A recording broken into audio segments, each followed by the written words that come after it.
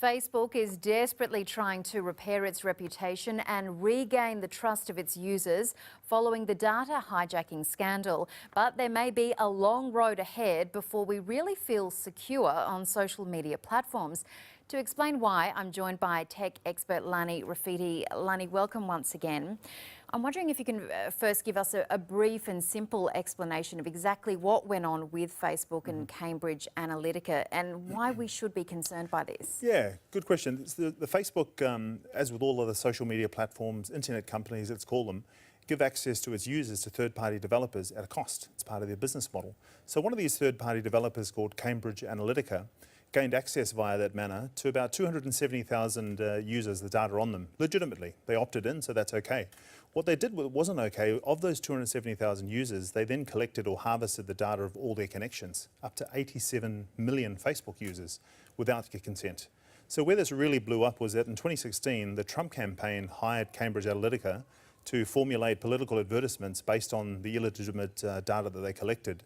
And that may or may not have swayed the outcome of the campaign, and that's where it's blown up and become much of a furore. And what a furore it is. How widespread then is data mining and sharing of information with third parties? Well, you should know that this is a widely used practice in the industry. I mean, it's how internet companies essentially maximise their profits and create new streams of revenue.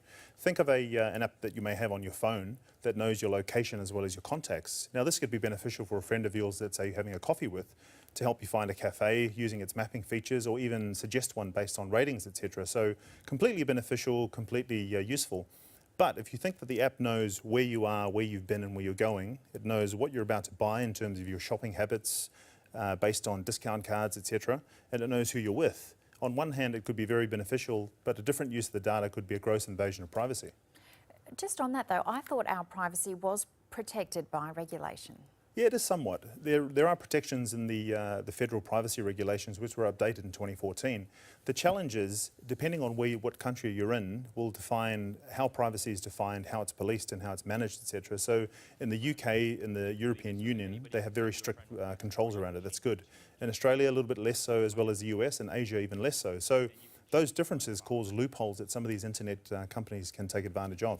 So then just quickly, how do we minimise our risk of it affecting us? Good question. No, and I think we've got to take control over our what we call our digital footprint online. That's what we share, as well as what we willingly give to these internet companies. Reducing that footprint is a good idea, particularly amongst our youngsters. And there's also the Australian Office of the Information Commissioner has some great links on privacy tips, as well as tools that you can use to strengthen that. Okay, some wonderful insight there. As always, Lani Rafidi, thanks so much for joining us. You're welcome, Eva.